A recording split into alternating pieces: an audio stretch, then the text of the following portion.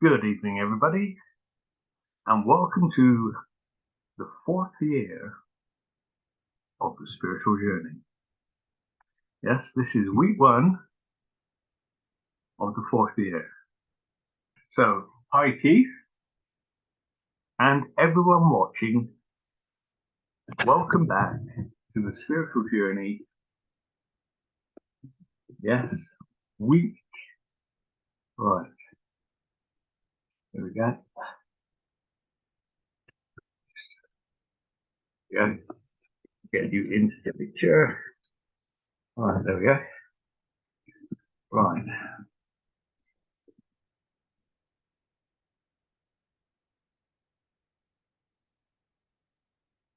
So, this year will, well, you could say it will be represented by card number 4, the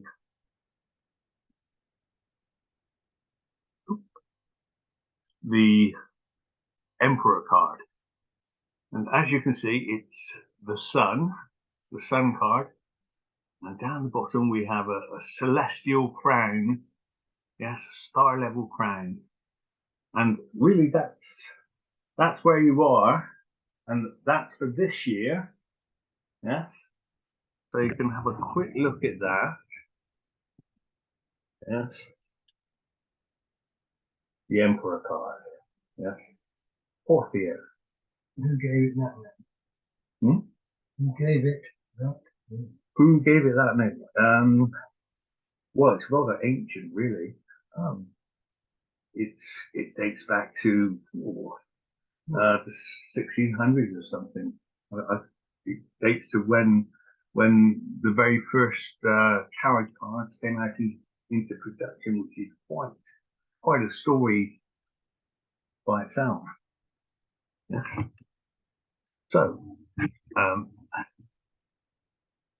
having shown that card, let's carry on with the meeting. Now, right. This semester, I'd like to look at the Bible. Yes. Rather than, yes, I mean, last year was all about flat Earth. Yes, and you loved it, didn't you? Oh, absolutely. Absolutely, yes. That's a bit of a mind twister, isn't it? Yes, flat Earth versus globe Earth. But this semester, I would like to look, like I say, at the Bible and at the ways one can read the Bible. We will be looking at the land of milk and honey. I'm sure you talked about that before in your church career. Yes.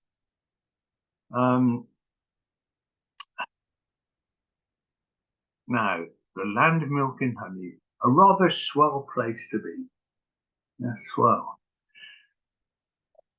There is, of course, an esoteric way of reading it, word for word. Yes, I'm talking about the Bible, and understanding the stories to be a true account of what happened in the past. For instance, that Abraham and Sarah, the 12 tribes, Jesus and Magdalene, real people, and seen in that light is okay as a first understanding. And if that's the only understanding you ever have, that's okay too. However, if we look at the Bible in an esoteric way, we would see and understand the Bible to be a collection of stories that were analogies, allegories, parables, and metaphors. Yes, it even says that in the Bible. Yes, that they are analogies, allegories, parables. Yes. Now, let's look at these words words, we can Google these words. Yeah, so if we do a quick Google search, yes, I've done one already, so I've got it in the oven. Metaphor definition and meaning, Britannica Dictionary. Metaphor, a word or phrase for one thing that is used to refer to another thing in order to show or suggest that they are similar. Yes? He was drowning in paperwork. Yes, everybody understands that. Is a metaphor in which having to deal with a lot of paperwork is being compared to drowning in an ocean of water. Or a metaphor is a literary device that correlates two seemingly unrelated ideas in order to make the reader see them in a new way. Yes, and that's what we're interested in, seeing things in a new way.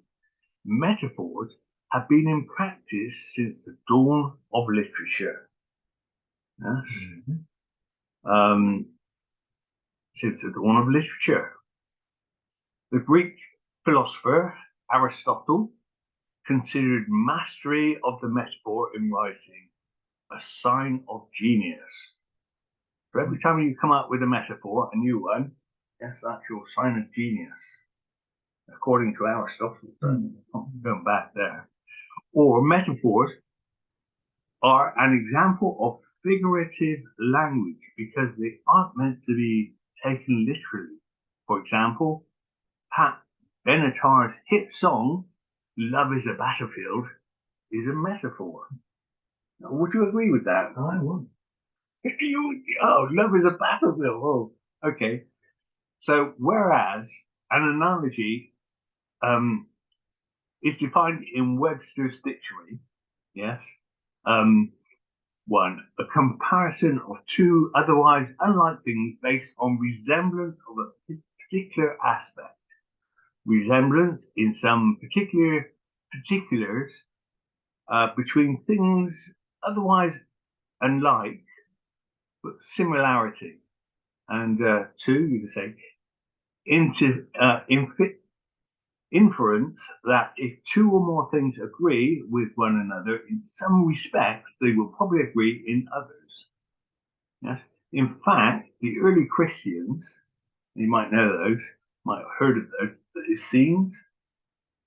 Have you heard of the Essenes? Oh, yeah. Oh, okay. Knew the scriptures, whether written in ancient Hebrew or the Greek, were allegories, parables, or fables based on the human body. Now that's interesting. I think I ought to repeat that. Yeah. Okay. Just before I repeat it, let's change the screen a little bit. Right. Here we go. So now you're back on screen. Yeah. So the early Christians, Essenes, knew that the scriptures, whether written in ancient Hebrew or the Greek, were allegories, parables, or fables based on the human body. Yes? Have you heard that before? I need an example. Okay, well, we'll be looking at an example a bit later on. Okay? When we look at the land of milk and honey. Right. Okay, so back to me. There we go.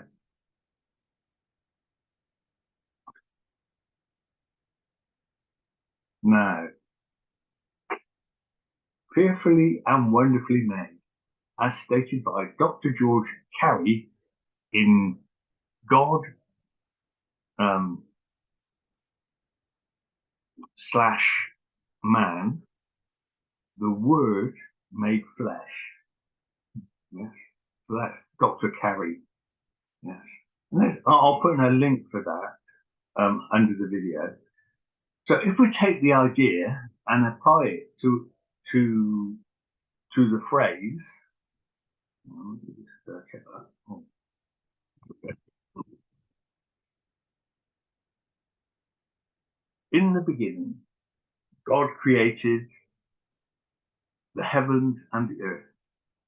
It could mean literally the earth, or it could mean the body of man with the flesh. Yes. Mm-hmm. As a metaphor, in the beginning, God created the heaven and the earth. Yes? Yeah. It could be the earth, or it could be a man. Yes, as above, so below. And we've talked about this many times before. The macrocosm and the microcosm. Yes? Mm-hmm. Now, the body of man with the flesh, bones, blood, etc. The solid parts being the earth, and the heavens being the brain and the mind of man. Yes. Food for thought. If I were to say, how are your heavens today? I could be referring to your own spiritual life. Yes. How are your heavens today? Keith? Yes? Oh, let me just get this on screen. Ooh, yes. So there we go. How are your heavens today, Keith? Yes. Well, I feel relatively at peace. I'm a bit troubled by not feeling so well, but that's classic. So, as it always does in the unit. Well, I'm glad to hear that. But there's a text in Romans, I think. Well, I think, and Paul writes, the Spirit, that's the Holy Spirit, witnesses with our spirit that we are children of God. Okay, that quote. We have a spirit within it. It's not geographic. And thereby the Almighty, however we conceive it, is able to communicate with it. Do you think a priest would be able to find that with a scalpel? No. No, because I know a medical student who became a priest. Yes.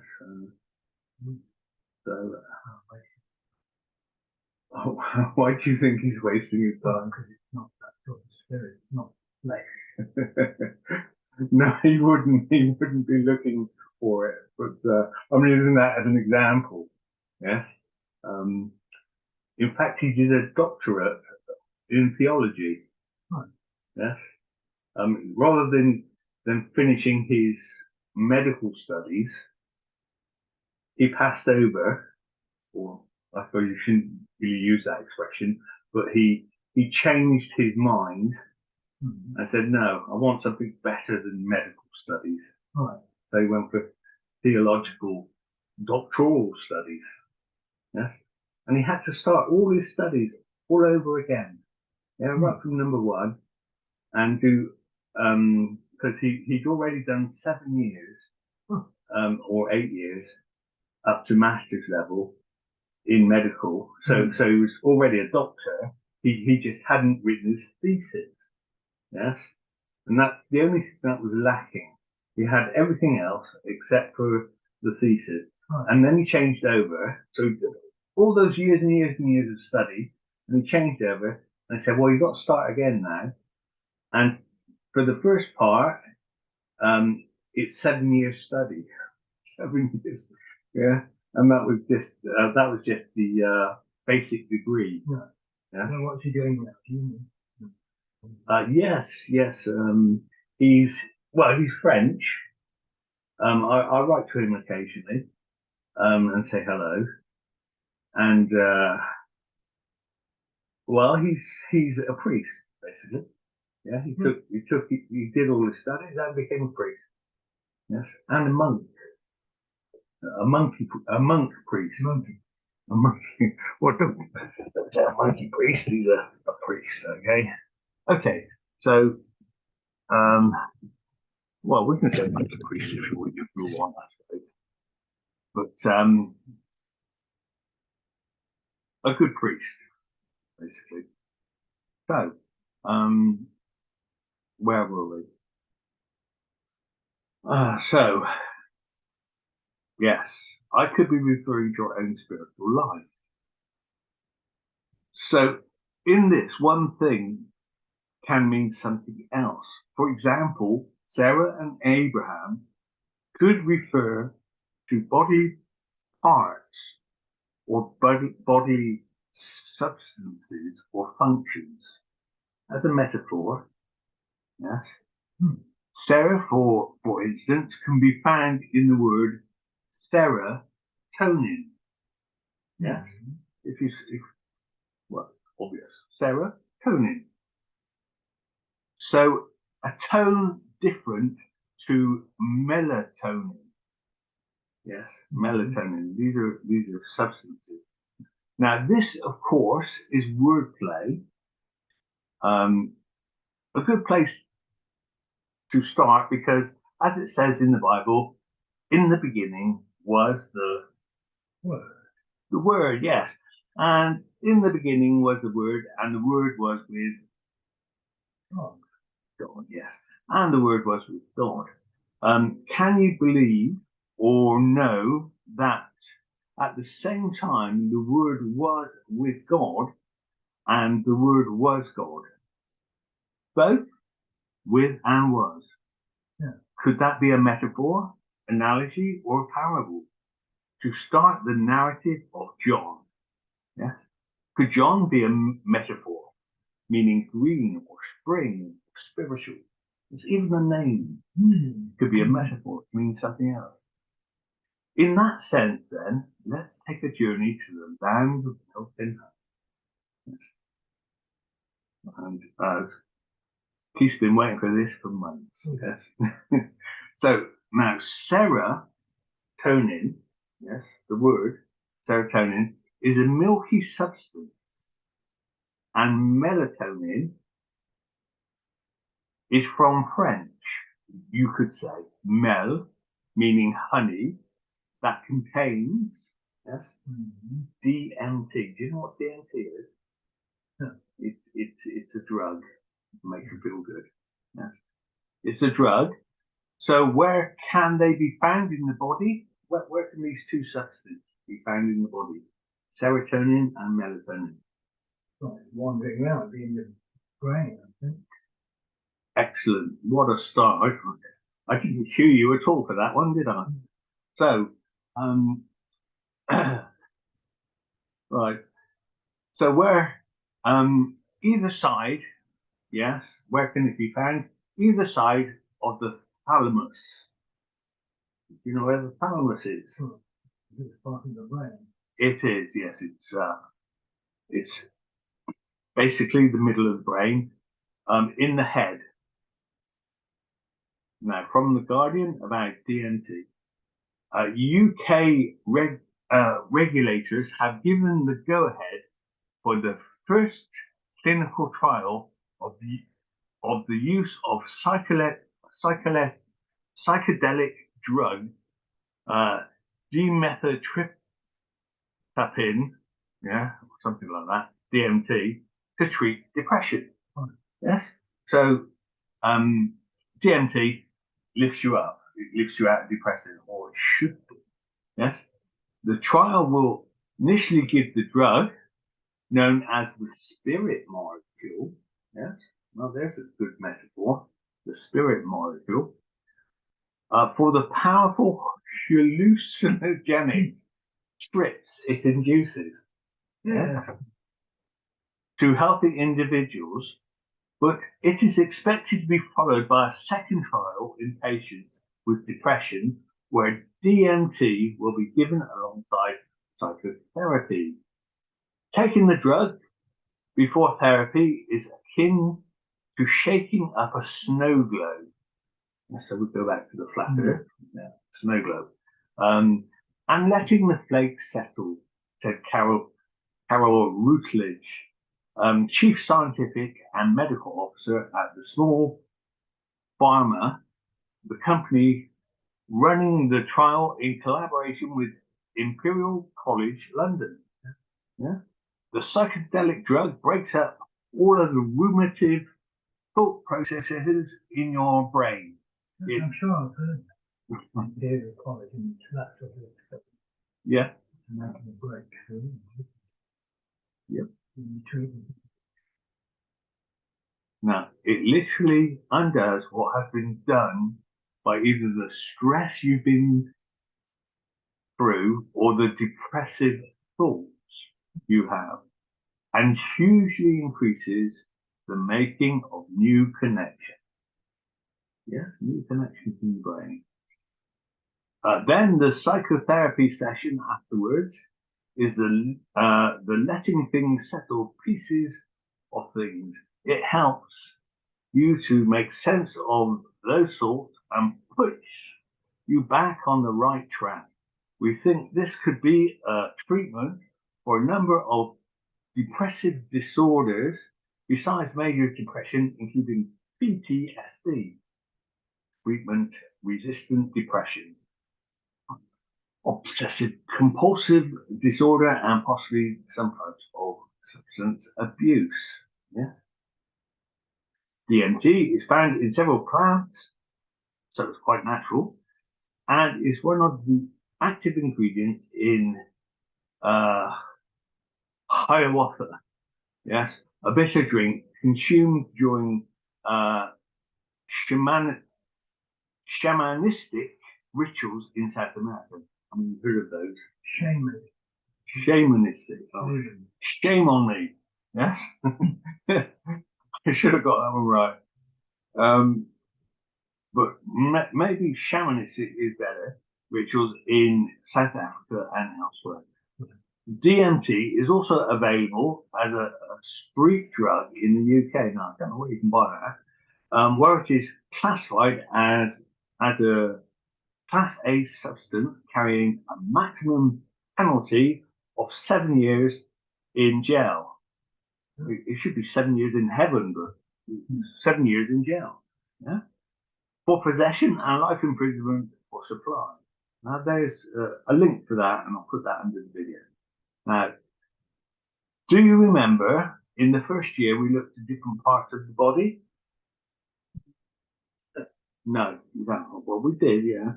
We looked at Genesis. Jacob said, "Please tell me your name." But he replied, "Why do you ask my name?" Then he blessed him there. So Jacob called the place Peniel. Yeah? Saying, "It is because I saw God face to face, and yet my life was spared." Genesis 32, 26 to 30. Jacob finally got it. He was a changed man with a limp. Yes? That would always remind him that God was in charge. which is an amazing thing. Now, Peniel is almost the same letters as Peniel. Yes? Yeah. And of course, to get to the pineal gland, one moves up the ladder 33 steps of the vertebrae. Yes, that's in the spinal column. If you look at the brain, you would be looking at God face to face in the allegory. Yeah. Yes. For the esoteric man, saying thank you, brain, is like saying thank you, God. Yes. So that's the metaphor. So this year we'll continue with that at a deeper level. For instance, knowing parts of the head becomes important on our spiritual journey. Let's look at the thalamus. Now there will be a link though. Every major city has a central hub through which its citizens can access public transport to get to their desired destination. In the case of the human body, the nervous system can be divided into the major roadways nerves that carries individuals' impulses to and from the big city, the brain. Yes. the brain. The thalamus is ideally situated at the core of the diencephalon, deep to the cerebral cortices, and conveniently acts as a central hub.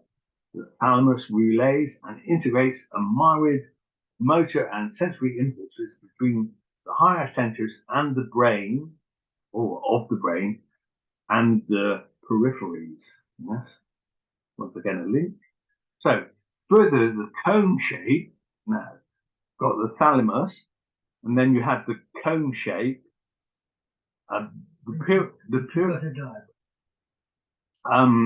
You can have a look at that on the link. We'll have a look at that afterwards, okay? So we'll have a look at that afterwards. But for the moment, I'm just going through the reading of it.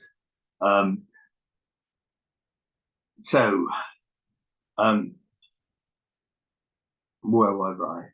Further, the cone shape of the pyramid and the ellipsoid shape of the spherical earth relate also to the pineal and pituitary gland, yes, in the brain.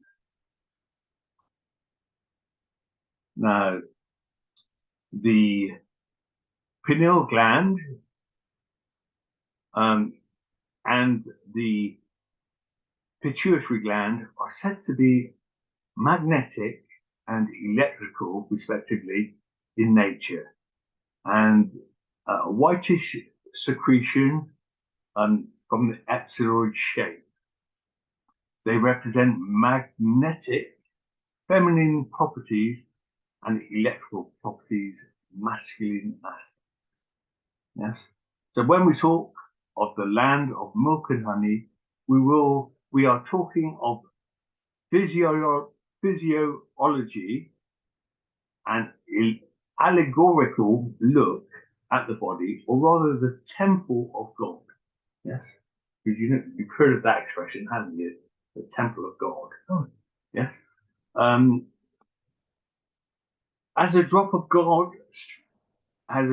God's spirit resides in the body, as you were talking earlier. The body being the microcosm and the universe, the macrocosm of God's creation. This is why we say, if you want to understand man, study the universe, and if you want to understand the universe, study man. Biblically, the Word made creation, the universe, and the Word was made flesh. Each came from the waters. As the Bible states, we see the body and the world we live on are 30% water. That is by design, not by coincidence. Only the Creator could have designed it that way. Yes. So there'll be a link to that. The day of the Lord will come, but we'll leave it to there for today. Yes, and we'll continue with that another day, and we'll have a look at those links. Okay. So piece of chocolate, certainly, sir. Coming up. In fact, you can have two pieces. Two pieces of chocolate coming out. Right. Ooh. So you don't know when you'll be appearing in the post? If you haven't got it wrong. Right, so we'll talk about that afterwards. Okay. So what am I supposed to have learned? So we're going to have a look at the those links. Okay. And this will become clearer as we go on. Right. Yes. So we're actually looking at the body and the different parts. Yes, we're looking at the brain structure, the back. Yes. And how that relates to the Bible. Right. Yes. So it's bye for me for this week. And here we go.